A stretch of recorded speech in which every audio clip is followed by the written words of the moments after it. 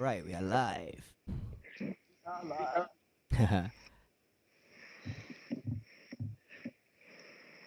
All right, ladies and gentlemen, we are live from the comforts of my living room. Welcome to the Monday Night Mayhem, and I'm your host, Wadi, from the fight scene. Yay!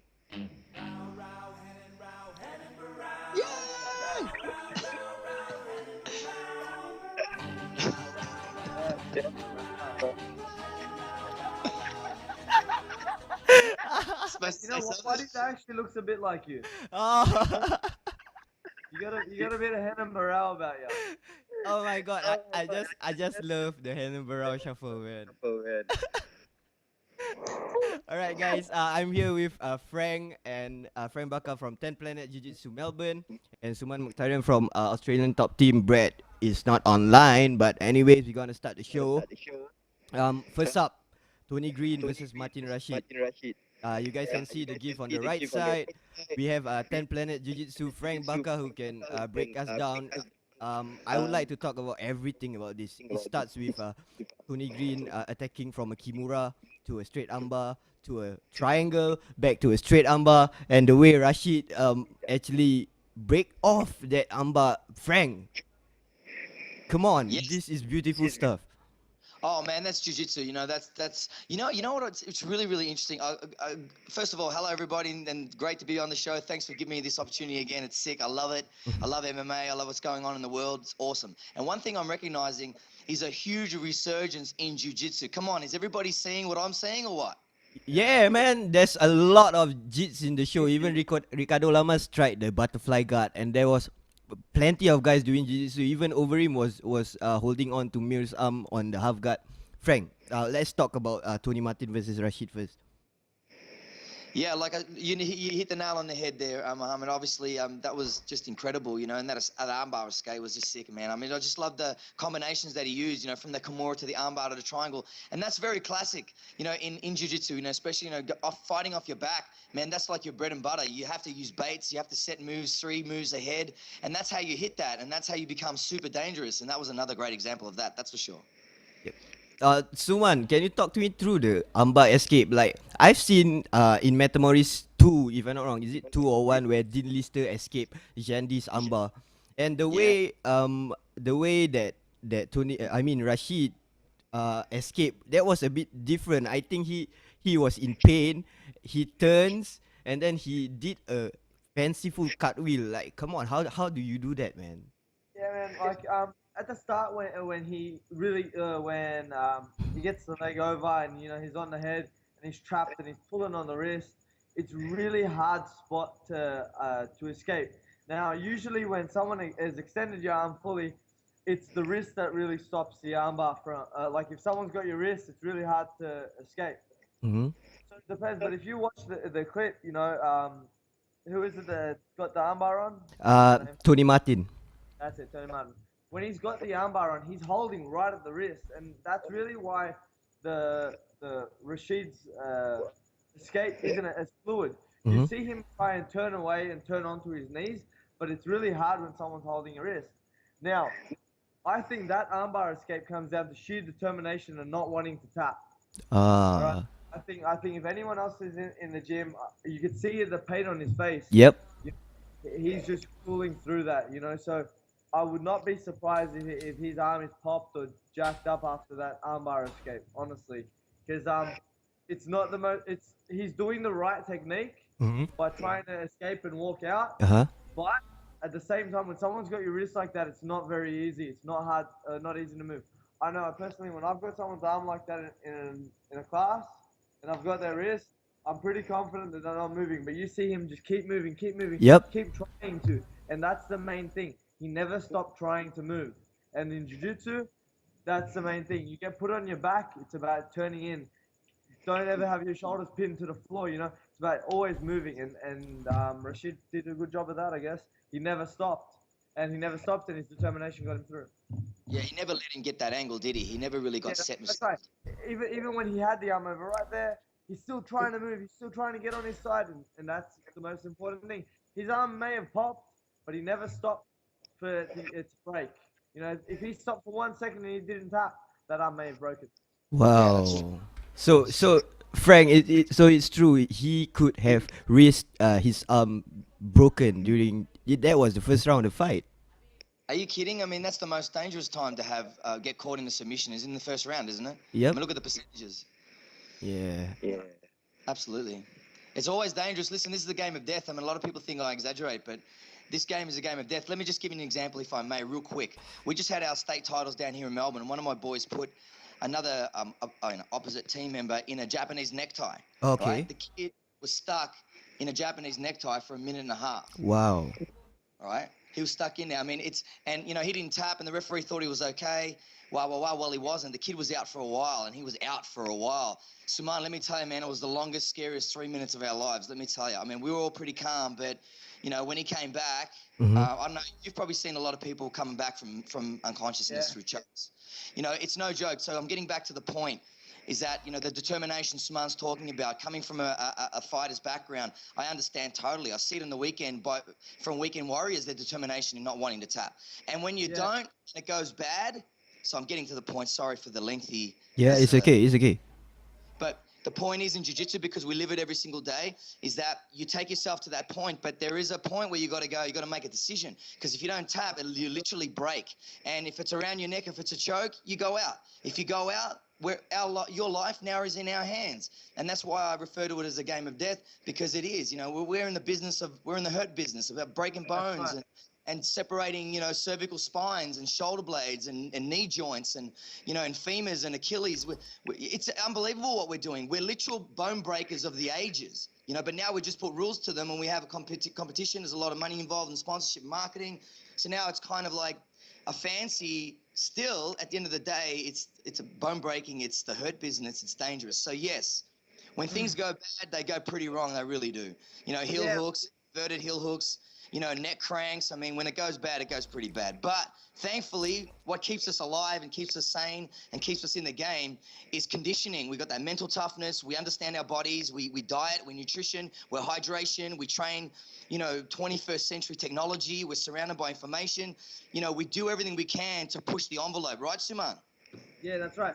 There's times when I'm training, or I'm sure Frank is rolling with someone, and after years of doing it, that the point where you can push something. Now, people who are on the receiving end of it know that point as well, but sometimes they want to push it a bit far.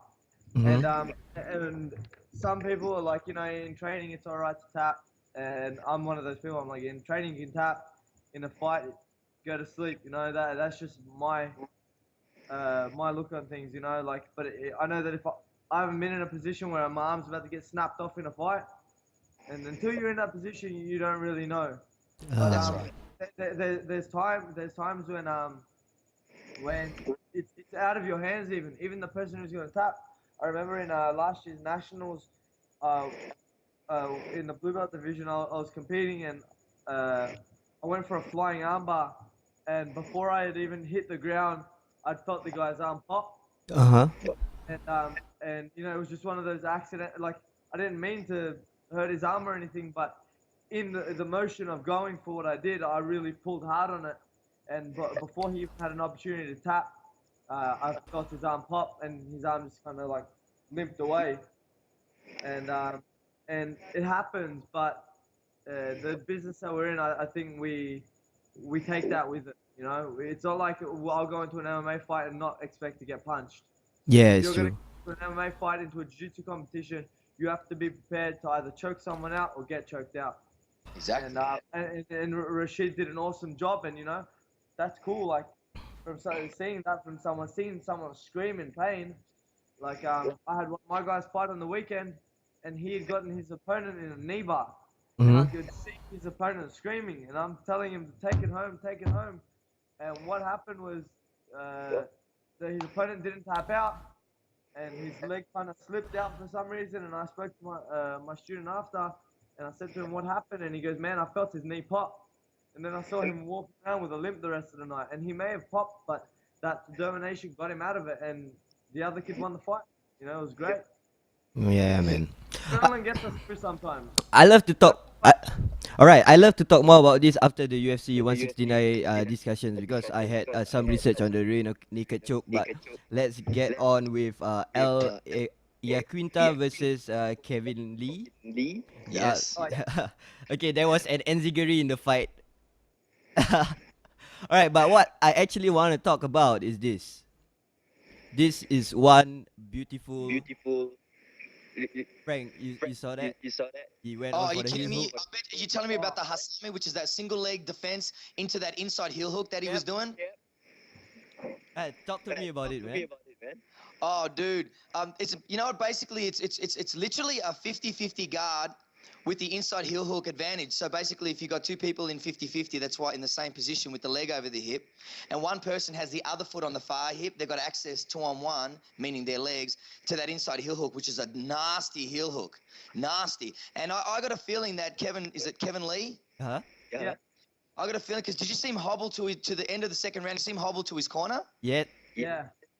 I reckon that knee's been popped. I think that knee's in some serious damage. But he hit that twice, and it looked beautiful. He would just post on his right hand. He'd use his right leg to get on the outside of the shin and just push on the end of the lever to bend that knee at the perfect angle on the inside.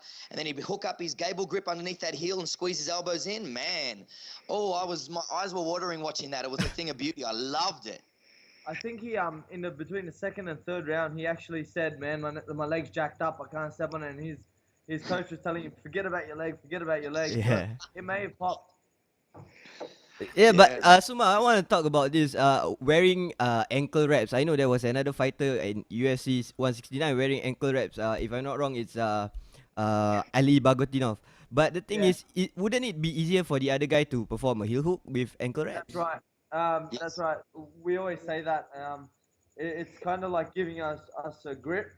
Hmm? You know, I don't know if anyone else realized, but when you're doing no-gi grappling or you're doing MMA for real, it's a lot harder than you think to get a submission than with a gi on.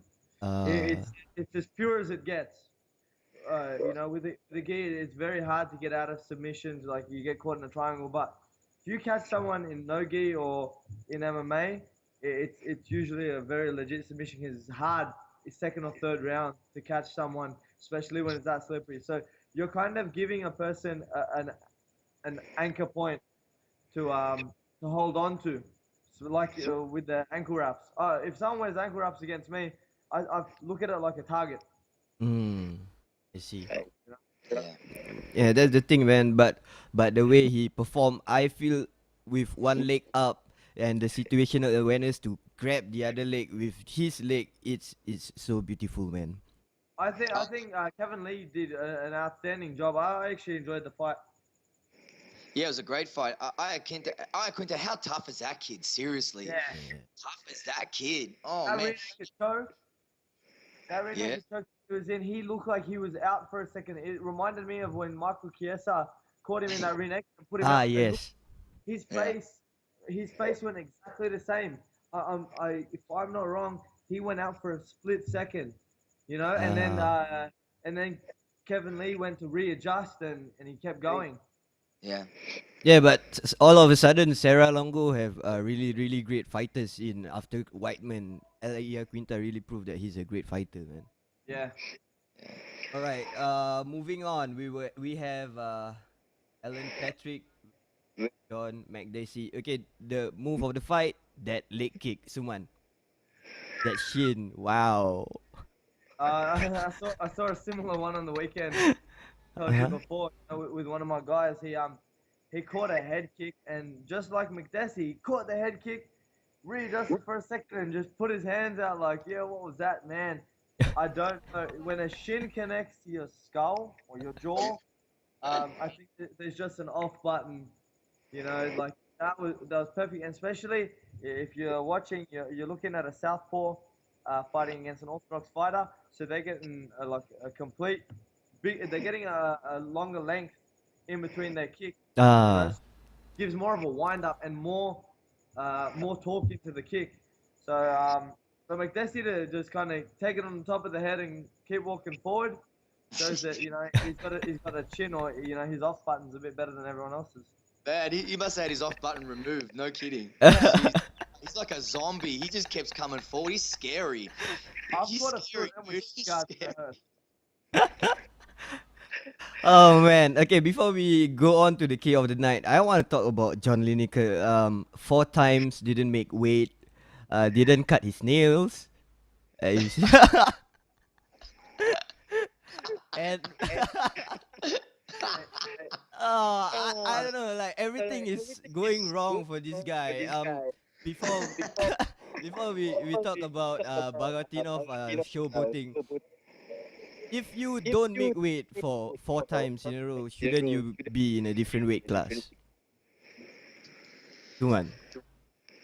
Sorry, I missed that last one. It was cutting out for a second. Like he lost. He didn't make weight for 4 times. He Yeah. didn't clip his nails. There's something. Yeah, there's something wrong with this guy. But if you don't make weight 4 times in a row, shouldn't you be in a different weight class? Listen, honestly, we spoke about. I spoke to my kickboxing instructor, Youp, about that because we were watching the fights at a pub near my house, and I don't know what happens. I think if you don't make weight that many times, and like something's wrong. Maybe it's obviously not the weight class for him. You know, how unprofessional do you want to get? Man, they're in the UFC. They're getting paid to make weight to fight. It's not just fighting that you get paid for. You're getting paid to make weight.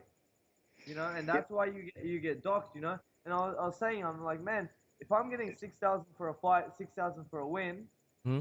and that 6,000, I get 20% of my purse taken away, $1,000 or whatever it is, Yep. or just over $1,000. That's a lot of money to a fighter. You know, that's a lot of money to a coach that gets his percentage of the pay. That's a coach's percentage. You know Yeah. what I mean? So as a coach, if that was me, I would be filthy.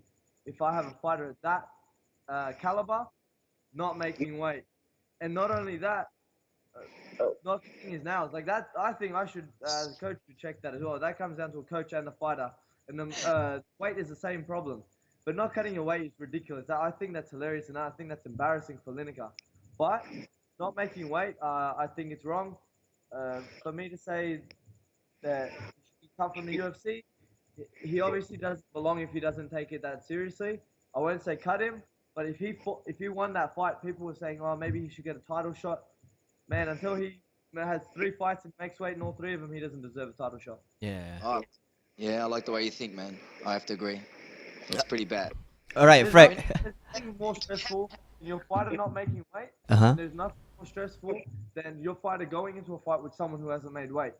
Uh, You know, like what do you do in that situation? Do you say to him, "Nah, it's fine," you know, tap the guy on the shoulder and say, "Nah, it's all right, don't make weight," you know, even though we've done the right thing, you don't need to make weight. We don't want to take a percentage of your purse. I think it's only fair that everyone makes weight, you know. Of course. That's why we have weight. yeah.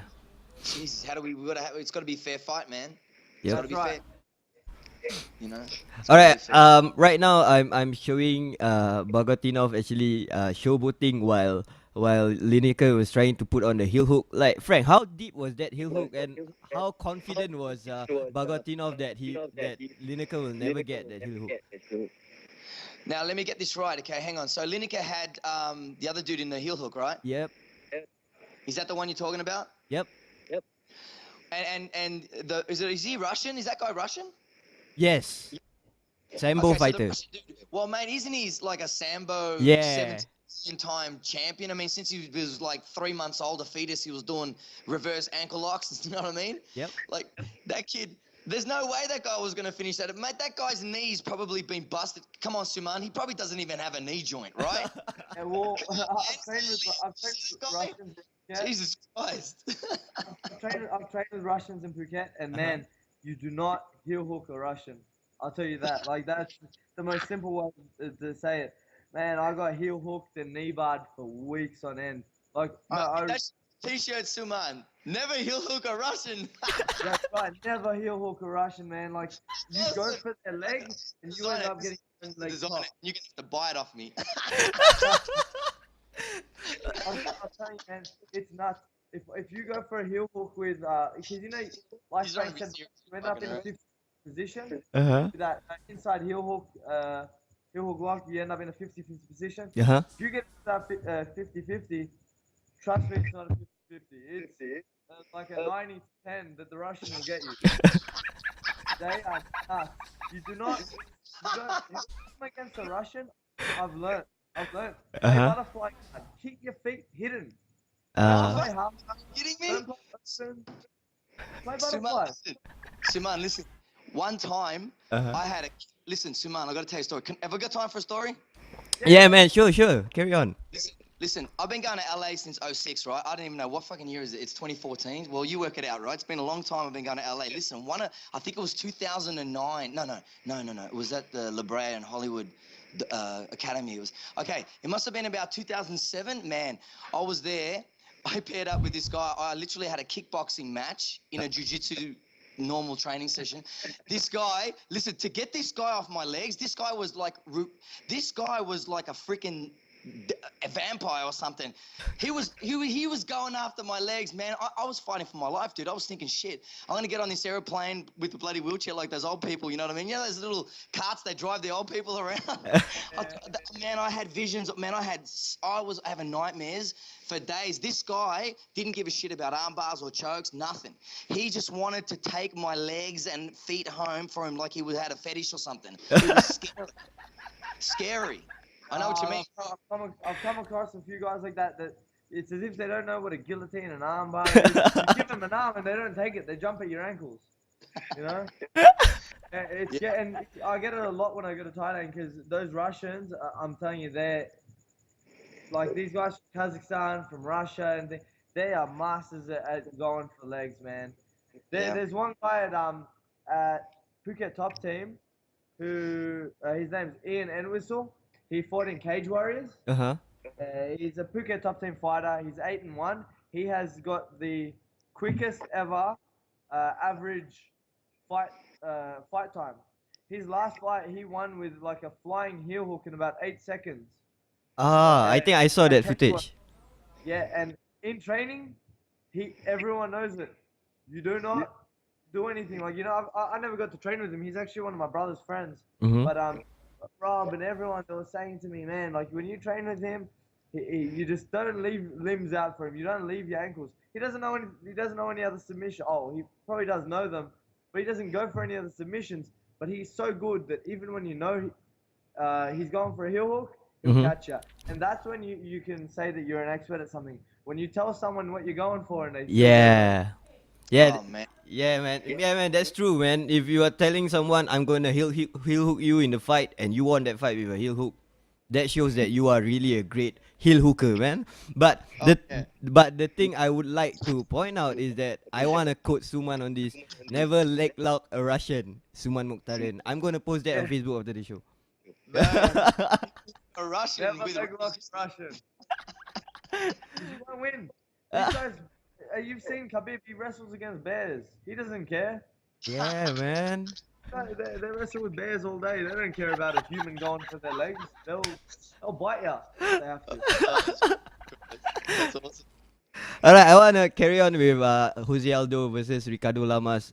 I wanna say how tough Lamas was. He took so many leg kicks, and he was still standing and was still fighting. But Jose Aldo is just a class above, like 2-3 classes above Ricardo Lamas in that fight. Suman, talk to me about it. Yeah, man. I was watching that, and I had a friend that was at the pub when we were watching the fight too, and he was saying, "Oh, Lamas is gonna do this. Lamas is an animal. Have you seen his grappling?" And I actually said to him, "I go, this is gonna be a repeat of the Faber fight. And he's gonna just kick the shit out of Lamas," and he literally did. He kicked. I didn't think he'd throw a kick for the first 3 or 4 minutes. Yep. And when he landed that first kick, he felt fear, and he kept going for it, you know. And you got to give Lamas so much credit for standing, you know. His legs would have been battered by the end of the second round. You could see how purple his legs were in his corner. Yep. And Jose Aldo was swinging for him, but the reason he set him up so good was because his punches were connect and they were direct. So what happened was he was making Lamas lift his hands before he went for the kick. Yep. He wasn't kicking one off. He was mixing in the combos with his kicks really well. and that's the main thing. If I'm shooting for a takedown, I want to see this. I Ah. don't shoot for a takedown unless I'm trying to add strikes in. I'll throw overhand or something and I'll come in. Whoever wants can see what I do. I'm telling it. I don't really care. But I want to see someone's hands come up. So if I want to kick, I want to see someone's hands come up. I don't want to see them shoot on my legs. And that's Yeah. exactly what Jose Aldo was doing. He was committing to his punches, waiting for Lamas to defend up high, and then he was kicking low. If Lamas dropped his hands, I'm sure those punches would have been a lot more brutal. So perfect game plan for Bioldo and excellent work. Textbook stuff. Yeah, man. Frank, I want to talk about Ricardo Lamas' butterfly guard. He every time Aldo was on top, Lamas would put on the butterfly guard, but it was an open butterfly guard, and it was so easy for Aldo to actually pass that guard. Like Lamas tried elevating Aldo, but how effective is the butterfly guard in MMA, Frank? Oh, it's extremely effective. But the key to the butterfly guard in MMA is clinching. That's what a lot Ah, don't understand is clinching. You got to get those underhooks. You got to have that overhook like Jean-Jacques developed on that left side, and you got to have that head control so tight. And you got to bury your head on the inside of their armpit so they've got absolutely no access to punching you in the face. And if they try and posture, you're just going to elevate and just try and flip them. Now, if you can't reverse them, well, they're going to post on their limbs. And if they post, let's say they post on their right hand, well, now I can grab that wrist and I can set up a triangle, or I can, even just stand up or kick away. The butterfly guard is very, very effective, especially if you want to stand up. It's very, very. ah, But the key to get it to work in a jiu-jitsu style is to clinch. That clinch needs to be brutal, and you have to have auxiliary tactics ready to go. So if they posture up or stand up over the top of you, you've got to go to those X guards and start working from underneath, or that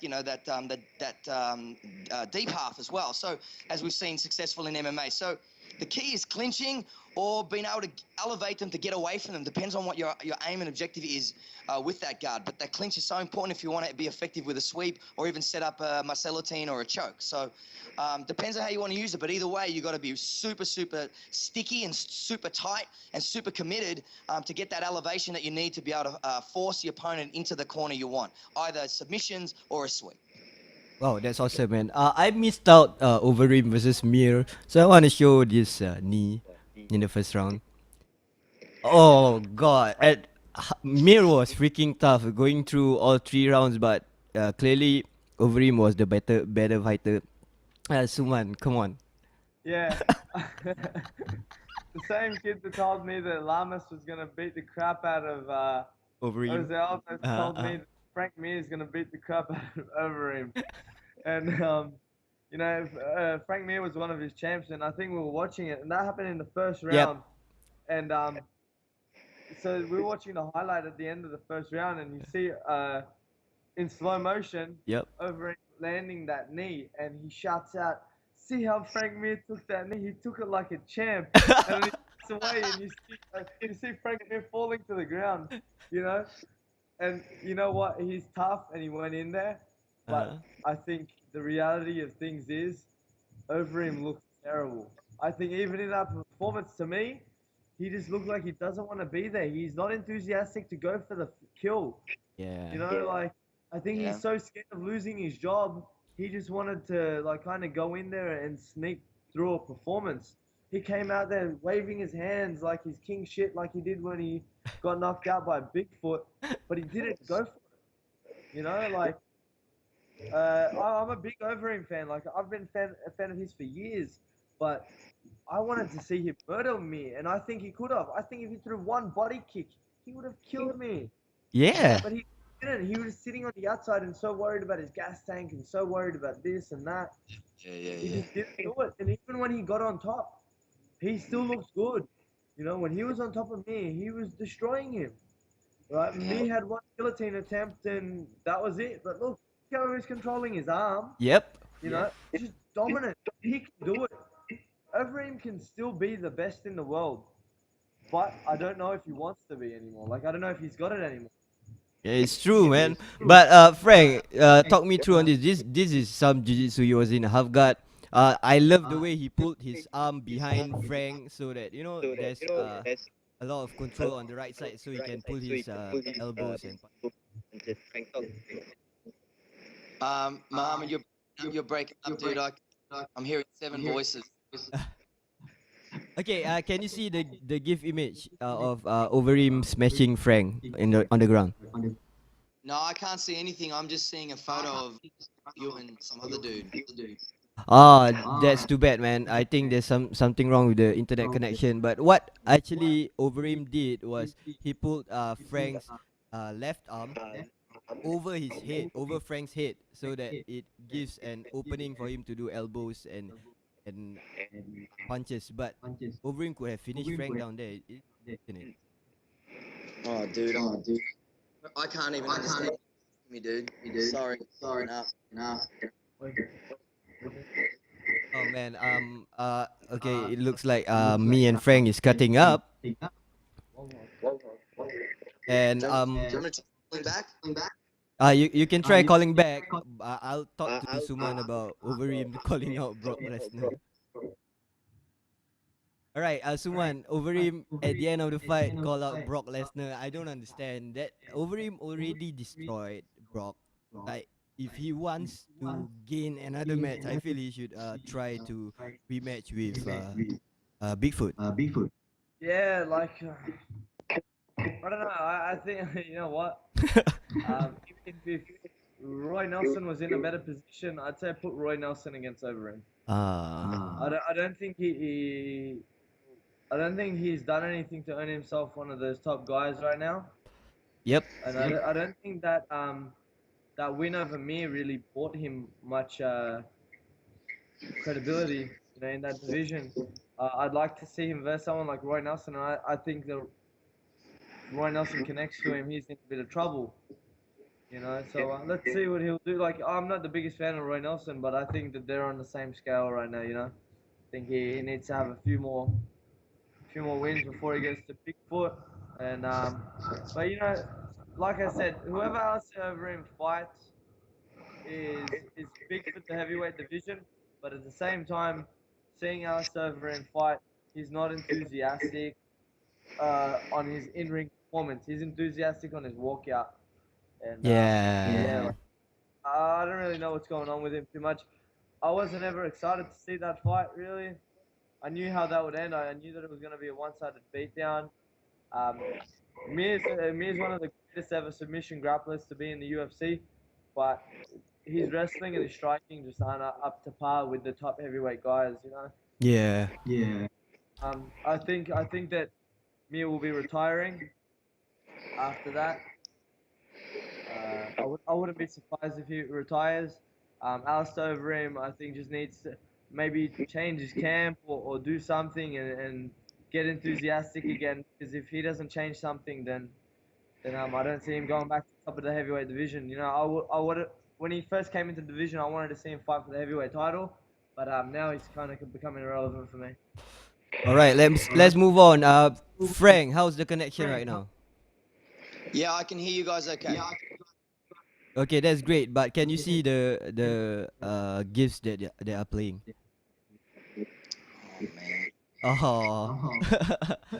Okay, but anyways, just to give a shout out, all the gifts are from Zombie Prophet, the best gift maker in US for MMA ever. He just does gifts for everything. But Frank, I understand that you watch Renan Barao versus Faber. Do you think that it was an early stoppage as a commentator?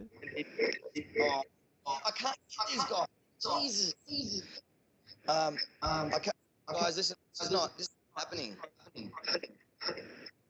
I think he asked me about what I thought about the Barao and the Faber fight. Yeah, it's true.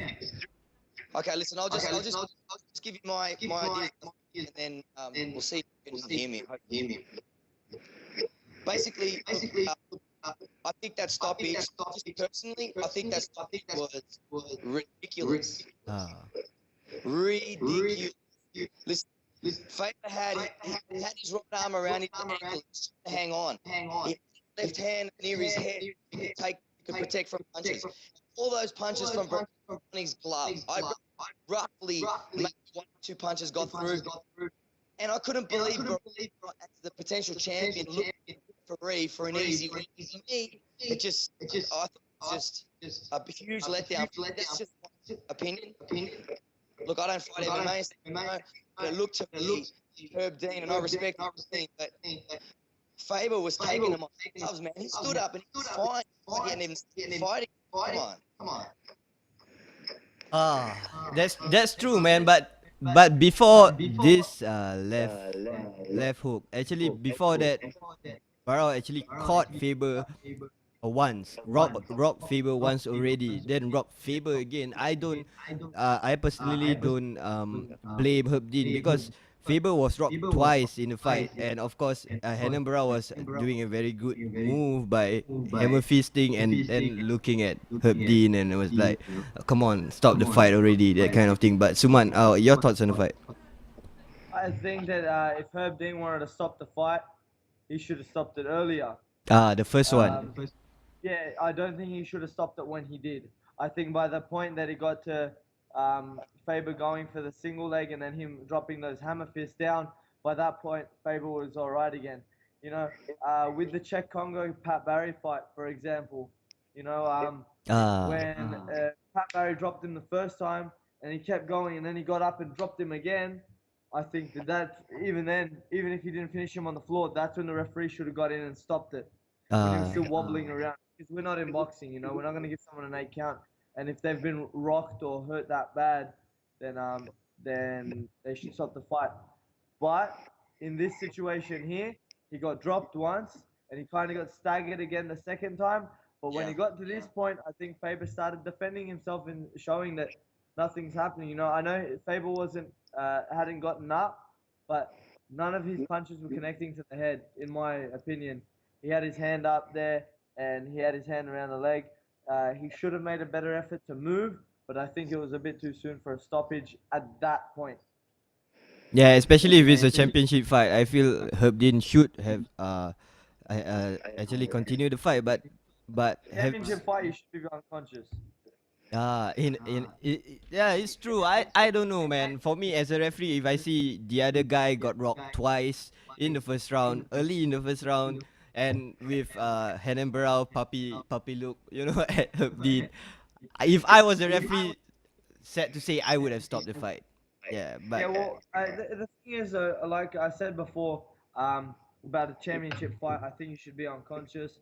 I think referees need to just keep. There needs to be consistency. Herb Dean's usually a pretty good referee, you know. It does happen in times, you know, he's looking out for the fighter at the end of the day. But I know I said before, championship fight, you should let them go to the end. I think, but all the fights are the same, whether it's championship or it's not, whether it's a female fight or a male fight, the stoppages should be the same, you know.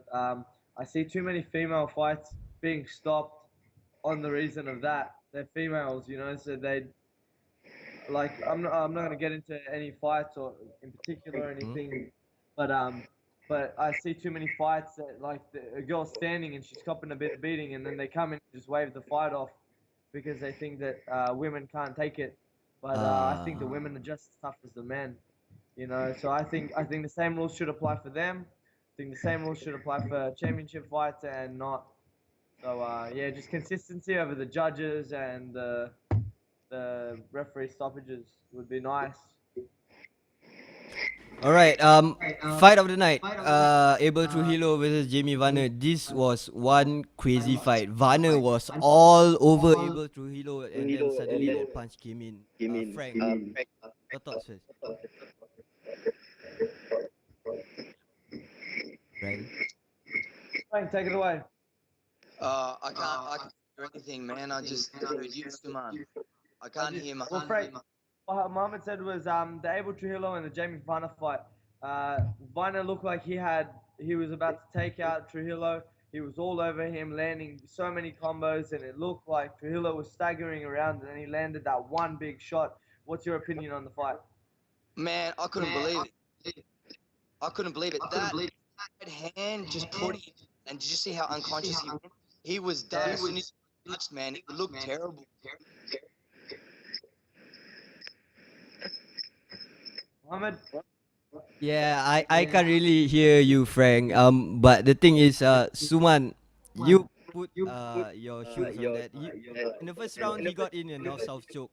I think he tired his arm. Jamie tired his arm, but second round he was all over. All of a sudden, that punch came out. I was shocked, man. Punch. Yeah. Yeah, I didn't see that happening. You know, like the way it was. I said Abel Trujillo is gonna knock out Jamie Varner. I think last week because I think Abel Trujillo is awesome. But when I was watching Trujillo on the back foot, I'm like, oh, just do something. And he was swinging for him. But that punch just landed perfectly. You know, like you can't. If you watch the Kung Lee and Rich Franklin Franklin, fight, yeah. the way that Jamie Varner hits the floor is exactly the same way Rich Franklin hit the floor when Kung Lee knocked him out with that hook. Yeah. You know, he just limped out. You know, it was awesome. Yeah, probably is the most cleanest punch I've ever seen in my entire life. One of them, yeah. All right, Frank, maybe you can try calling me up later because there seems to be a bit of a problem with your internet connection. I want to talk about Metamoris, but before that, I want to put Arnaud Lepont on. So, Frank, maybe you can try calling me back in 5-10 minutes time. Yeah, there's a really big storm down here, and I don't think it's going to get any better, man. You know what? How about we talk about Metamoris next week? All right, we'll talk about Metamoris next week. Because I want a good connection for that one, son. All right, Frank, I'll see you next week. All right, love you guys. Have a great week. Yeah. All right, See you, bro. bye. Right, I'm getting Anon on, and Anon's supposed to give me some surprise today. Hello, man. Anon? Yeah, bring it. All right, I see you in your room. Apparently, you're not moving much. I think there's some problem with the internet connections as well. How are you doing, man?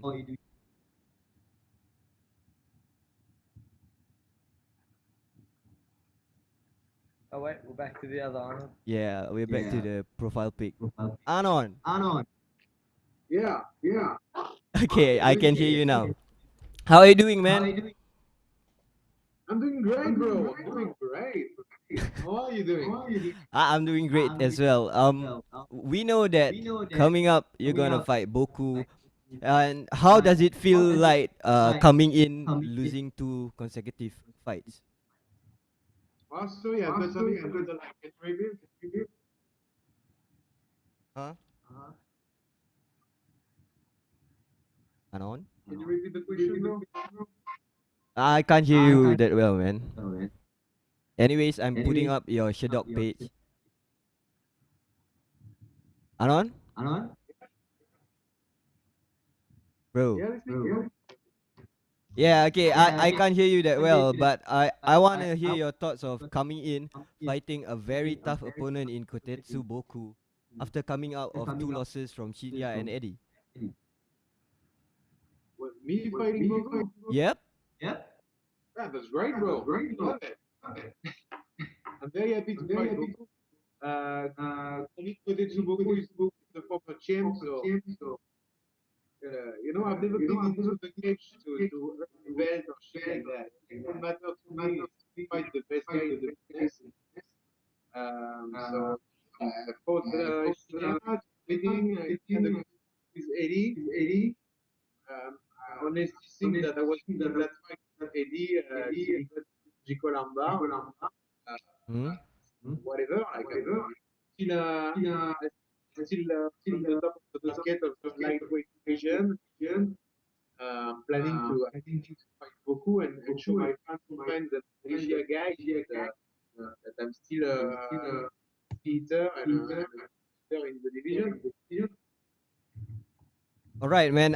What I can decipher from that is basically you won an exciting fight. Boku is a very tough opponent. How confident are you going to win in March? With that fight, you mean winning against Goku? Yeah, how confident are you? Champ, bro. I will do my best. That's what I can do. I'm training really hard at the moment. I've got a boot camp. I've got a training camp. Some of the guy I can play in Malaysia at the moment. Telling you that I'm confident on winning that fight. No, that's bullshit. I know I'm fighting the former champ, so I'm not confident. But tell you that I really want that win. I hope for I will go I have got a PK plan. I will come at him and to pull the upset. I'm not confident because like odds are getting and on the other, bro. But in the game, I will come in. I will try to shock the audience and bring back Malaysia. Alright, Anon, there's a bit of a problem with the internet connection. I don't think that the audience can really hear you that well, but I'll make it up to you. I'll write an article about your fight with Boku soon. How about that? It's gonna be a good one, bro. Yeah, it's gonna be a great one. Like the way you talk, I'm very interested about the way that you saying that winning against a former One FC champ. So I think that will be a great article moving forward for One FC's War of Nations. Yeah, if I could, I just wanted to ask a question. Arnaud, sure. you know, it's a pleasure to speak to you. You know, you're a great fighter. I've seen a few of your fights. I was just wondering, after this Boku fight, have you thought about where you want to go in the division and who you wanted to fight? Thank you. That's a good question, bro. Like before, I was always planning ahead. I was trying to think about what I'm going to do next. For now, all I have like there is beating Bogo. So think after that fight, I will sit with Matt. I will sit with Victor. Gonna see where I'm heading at. You know, it's complicated to know what I want. But if I beat Boku, I really think that a rematch, me versus Eddie, would make it. Yeah. Okay, can I get the last statement? Who did you wanted to fight again? Eddie. Eddie Young. Eddie again. Okay, you want a rematch with Eddie? Sure, why not? Yeah, sure. I think I was winning that them fight. Ah, yes, you were winning round 1 actually. Yeah, he took me in the round 2. Yep, it's true, man. All right, Anon, I'll speak to you again very soon. I want to write an article about this. Thanks for being on the show, man. Come on, man. All right. See you, bro. Bye, Anon. All right. It's a day of very bad internet connection today, but anyways, I want to move on because we were talking about just now we were talking with Frank about joking and it's a game of death. I actually had this article up on my Facebook page. Hold on. Okay, you can see render first. All right. Okay, I was researching on pancration. It was an ancient MMA combat. It's a blending of grappling, submissions, and striking as well. So what happened was there was this guy, a Greek pancratist, Arikion, competing for his third Olympic crown. He was undefeated. He actually died defending his championship against this other guy. What happened is this is what I think happened. He was standing, the other guy was on his back with a rear naked choke, body grip, triangle grip. So while Arikion was in a rear naked choke by the other guy, instead of defending that rear naked choke, he actually grabbed his opponent's ankle, dislocated his toe, forcing him to verbally concede. But by the time his opponent conceded, Arikion died from the choke. Is that possible, Suman? So he died technically from the rear naked choke. Yep. Well, man, I'm not a doctor or anything like that. But like doing Brazilian Jiu-Jitsu for a while, I realized if I see someone get put to sleep in a rear naked choke, I don't really react to it too much. I just kind of see them go to sleep. I come over and put them on the side, make sure their tongue doesn't go into their throat or something like that. But I don't think that the choke itself could put someone to sleep. But at the same time, if you've got a say a concussion or something like that, and then you get put to sleep, I think it is fatal. It is like potentially dangerous, which is why if you get put to sleep, they said like in a fight, they said you can't fight for 30 or 60 days or something. So I think a lot of things could concede into it, but I think that if you're a healthy guy and you get put to sleep with a rear naked choke, not much could go wrong. But then again, I'm pretty optimistic about stuff like that. Yeah, man, it's true, man. Because Quang from Impact MMA says that it's not possible for a person to die in a rear naked choke. But what I understand after watching some Gracie breakdown videos is that when you are inside a rear naked choke, the guy could sleep while his eyes are actually open. Is that true? Yeah, yeah, that's right, that's right. A lot of times, you'll see, Ally Quinta. Ah, We were yes. talking about it before. When he got put to sleep by Michael Chiesa, his eyes were wide open. You know, Yep. the eyes don't tell the story; the body does. You know, the eyes can still be open, but the brain could still shut down. So I think if you hold a rear naked choke for too long, it's just like choking someone. If there's not a referee in there to break it up, yeah, you could. It could lead to a fatal death. But I think that it depends on how long you hold the choke for after the person's put to sleep. Yeah, that's like what you say about Quinta getting that rear naked choke. But the thing is, what I understand also is that once your eyes are open, you are actually put to sleep. Your body is actually very rigid, isn't it? Yeah, that's right. Yeah. So I feel referees right now have to understand because it is possible that a person could die in an RNC if not Yeah, well, stopped earlier. I'm actually gonna not comment on that in Uh-huh. case the referee doesn't see this Uh-huh. and they say to each, you know what? I'm gonna stop a rear naked choke before it gets to the point of Ah. you know. So like I say this so many times, it's a very fine line on what a referee should do. In my opinion, it's either you tap or you go to sleep. Mhm. I think that's the risk that you take as a fighter. You know, if you go to sleep, then it's the referee's objective to see that and then protect you. But until that point, I don't want to see referees jump into a fight where someone's got a rear naked choke and they stop it because they're like, oh, you might go to sleep. That will ruin our sport. You know, something like that will ruin our sport. I've seen fights get stopped because professional fights get stopped because they're put in an armbar and the referee thinks that they're going to get their arm broken. That's ridiculous. I think as a professional athlete, we take that risk, and we know what comes if we don't tap. So yeah, I think until the point where our bones are broken or we're put to sleep, it's in our hands.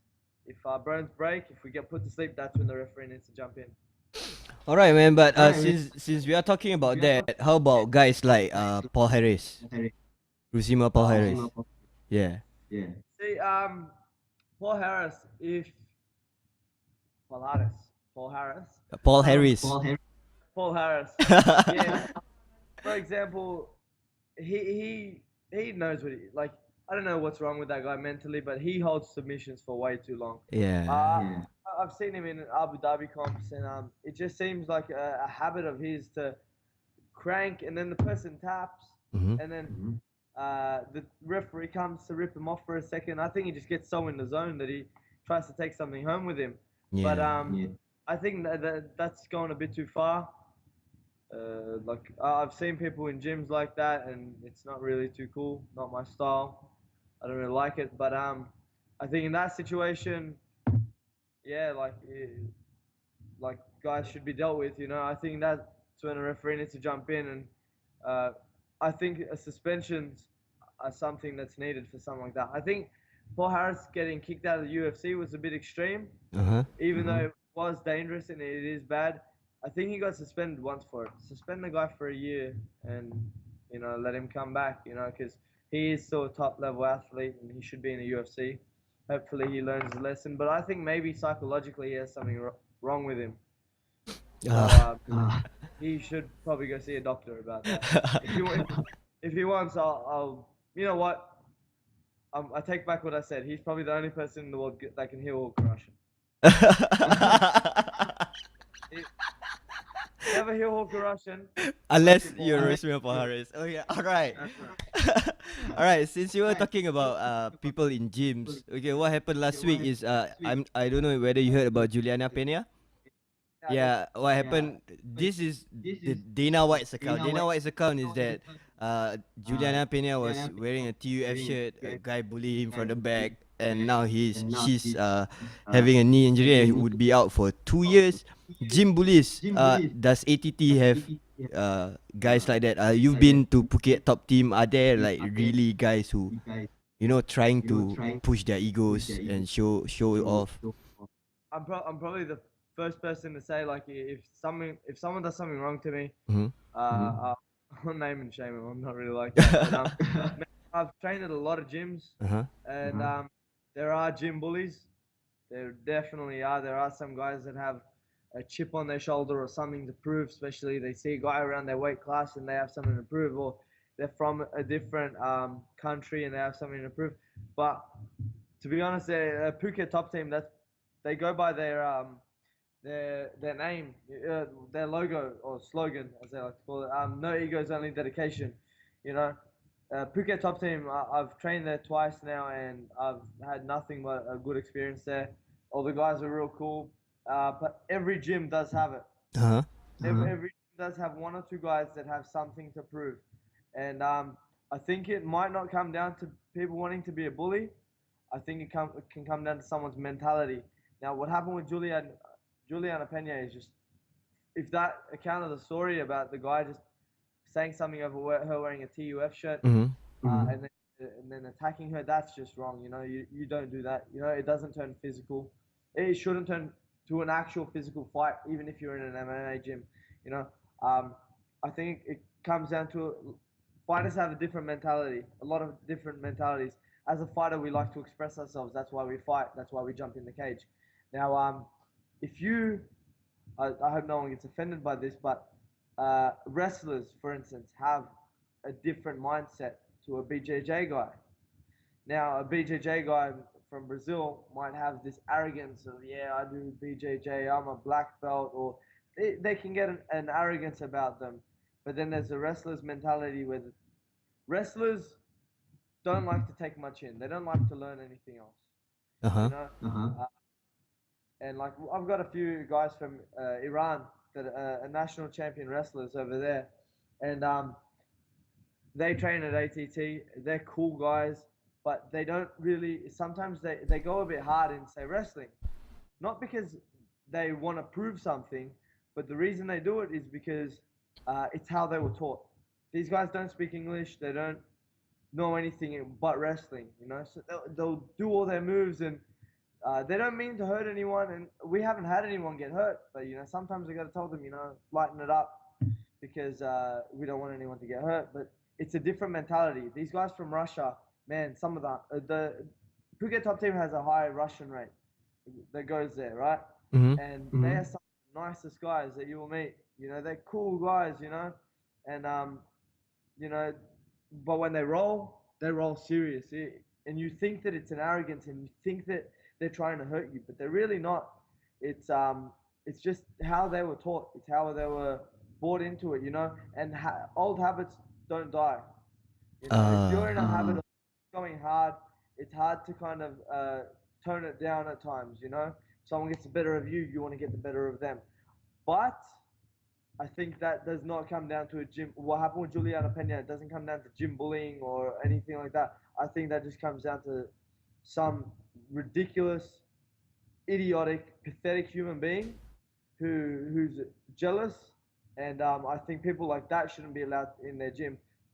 Me and my brother own Australian top team, and I can guarantee you right now, if I had a person speak to someone else like that, or try and bully someone on an accomplishment, or something like that, I'll kick them out of my gym. And there has been a time when I've kicked someone out of my gym because of an arrogance and thinking that they were better than other people, and really saying it out loud, you know.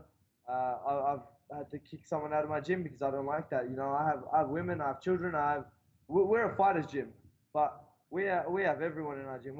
Our doors are open to everyone, and Phuket top team is the exact same. So if someone gets out of line, we don't need that. We don't need people like that in our gym, and I don't think any gym in the world does. You know, out of all the gyms that I've trained at, you know, everyone's been pretty cool. But yeah, every gym's got one or two people, but there's a line that you don't cross. You know, as a fighter, I think arrogance is good. You know, you need to believe in yourself and believe in yourself as a fighter.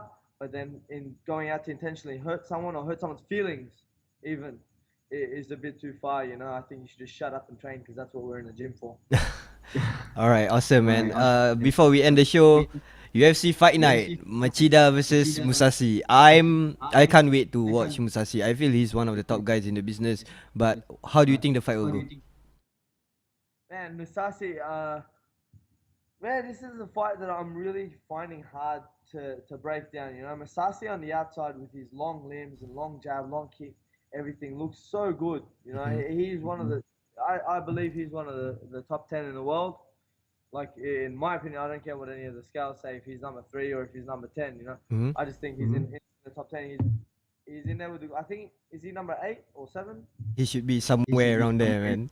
I'm not too sure. I Yeah. think Lyoto Machida is now number 4 in the middleweight. Yep. And Mousasi, I think it would be number 7 or 8. Musashi is number 9 now in the nine. light heavyweight ranking. Yeah, well, I think he is one of the top guys. I really want to see how this fight turns out because Lyoto Machida likes to sit on the outside as well and look for his time to come in and strike. And obviously Mousasi as well likes to sit on the outside, use his long limbs, and he has a good finish rate too. You know, I can't really pick a winner in this. A lot of people aren't a fan of Lyoto Machida. I'm a fan of Lyoto Machida just because. Even though his style might not be the most exciting, I think for him it's extremely effective. And if a fighter is effective and they've proven it, you know, time and time again that they've proven that their style is effective, they win me over as a fan.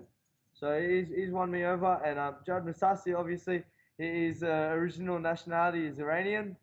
He's born in Tehran, Iran, where my family was born. So I got to kind of go for him as well. But we're talking about fighting. I think this is just going to be one of those fights. I'm going to be really interested to sit back, watch how it goes as a fan. You know, I'm not really looking forward to that fight as much. I'm looking forward to the Ronaldo Souza. Yeah. Even though I'm a fan and I want to see how Lyoto Machida and Jared Mousasi go, man, I think Jacare is the man.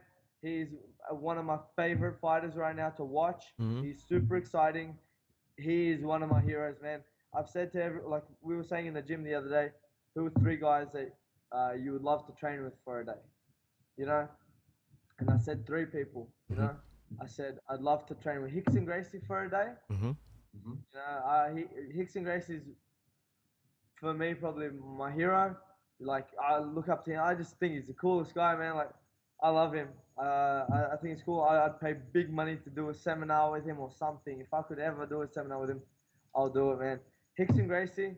Then I said Mike Tyson, just because everyone loves Tyson. You know. Then I said Jacare, and the reason for that is he was the man at jiu-jitsu, man. He got his arms snapped off, and whatever anyone's opinion was on that fight where they were saying he was running away, he had a broken arm, and he still got up, put his hand in his belt, and started running. You know. He did that, and then he came into the world of MMA, and he has made a massive impact from the time he has come into the UFC. He's had the fight against Kamosi, and he had the fight against Okami. He just looks like a completely different fighter to when he was in Strikeforce. You know, he's powerful, he's explosive, his wrestling is awesome, his ground game is awesome. Like I could learn so much from someone like that, and I'm a big fan. I always watch his highlight reels, and you know what? I'll add someone else into that as well, Conor McGregor. I love Conor McGregor, but you know, Jacare is a hero of mine. I think that if he fought someone like Weidman, he would bash Weidman up. I honestly believe that. He had a shit loss to in Strikeforce when he lost the belt to Luke Rockhold. Yeah, Luke Rockhold. That was a terrible fight. But for Jacare, but I think that he can come back. I think he's gonna beat Carmon. I think Carmon's undefeated in the UFC, isn't he? I think so. But Carmon is explosive as well, man. Yeah, man. So it's gonna make for a good fight, but yeah, so he's undefeated in the UFC. But I think that his last 3 fights, you know, he came away with a split decision against Tom Lawler. Then he beat Lorenz Larkin and he beat Constantine. But I think that if Jacare versus any 3 of those guys, he would have knocked him out or submitted him in the first or second round. I think he's on a different scale. So him, and then if I can ever train with Conor McGregor, I'd love to do that. I think Ronaldo Souza and Francis Carmon would definitely be the fight of the night. What I fear about Machida Mousasi is that it's going to be some sort of a Machida Henderson match. Yeah. Yeah, that's what I feel, because Machida is more of a counter striker and Mousasi is going to play long. So I think Yeah, that's But what's going to happen. it'll be good to see how who can implement their style more. Yeah, in a way. And the next fight is Eric Silva. The last time I saw Eric Silva he was so good against Stun Gun, and he got Stun Gun. And he's fighting Takanori Sato. I'm not too sure about this guy. I'm going to watch some videos of him. I heard he's a good pancrase champion, if I'm not wrong. Yeah, he's a king I of don't really pancrase. know too much about Sato, but obviously I know about Eric Silva, a guy that I thought was really gonna burst onto the scene, and he did burst onto the scene. He came on and he beat a few guys, knocked them out quite explosively, and then he had that loss to John Fitch. Mm-hmm. And then he kind of came back, and you see he won against Jason High. Jason High is a good fighter, a good experienced fighter. I like Jason High. He beat him quite decisively, and then that fight against Don Hyun Kim, I remember I was sitting in front of the TV and I just had no words to say. I don't like watching Kim fight. I don't really like his style too much, and they both kind of gassed out and they just started swinging for him. Yep. And he got caught, and like Frank said before, we're in the hurt business. Anything can happen. So it kind of broke my heart, but I think he'll be back in a big way, and I think they kind of put this fight on for Soto to be explosive, but they kind of know Eric Silva is probably the favorite in this situation. Yeah. All right, man. We'll come back next week. I want to talk about Meta Morris next week. Before I end the show tomorrow? It's either tomorrow or Wednesday. I'm going to release Ashraf kicking my ass, and I think you would be interested to watch that as well. If you can, just go back and train with Ashraf another day. Give me some pointers. Tell me what to do. If Ashraf sees this, man, do the best that you can. I just want to see what you got. Ashraf's cool. Ashraf had a great performance at Rebel FC1, and he was really unblemished. So it was really hard for me to see how good Ashraf is, and he's a determined guy. He works hard and he does a lot, but so hopefully me and Ashraf for Rebel FC2 could happen. Who knows? But yeah, hopefully we're gonna make something good out of it if the fight does happen. Ashraf is an awesome opponent. He had a good win at Rebel FC1, and I'd love to fight against him. I'm gonna come to break his jaw, break his arm, put him to sleep. And I'm sure he's gonna come and try and do the same thing. He's a determined guy, and he wants to hurt me. So if someone wants to hurt me, I'm gonna go out there to hurt him. Right, man, that's great. I can't wait for the show next week. I hope you guys love the new format. And of course, I want to end the show with the Henan Barao clip. And thanks so much for being on the show. You know what? I think that you should do a dance, get a video of it in the gym, and it would look exactly the same. All right. You're Singapore's version to Henan Barao. That's it. All right, Suman. Bye. Thanks. Yeah.